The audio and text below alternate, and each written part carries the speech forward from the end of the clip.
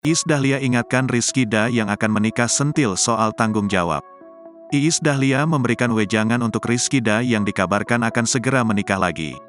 Kabar Rizkyda akan menikah lagi disambut bahagia oleh Iis Dahlia yang dikenal sangat dekat dengan sang pedangdut dan mantan istrinya, Nadia Mustika.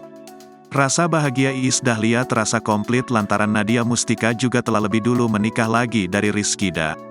Pedangdut senior ini berharap rencana pernikahan Rizkyda berjalan dengan lancar. Jadi mudah-mudahan pernikahan Iki juga lancar, langgeng.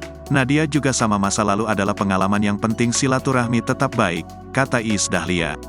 Iis juga memberikan wejangan untuk Rizkyda agar tak lagi gagal kedua kali dalam berumah tangga.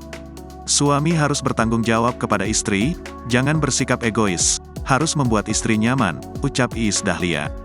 Lebih lanjut, Iis mengatakan bahwa mempertahankan rumah tangga butuh perjuangan yang lebih. Untuk diketahui Rizkyda dan Nadia Mustika pernah menikah pada Juli tahun 2020 lalu.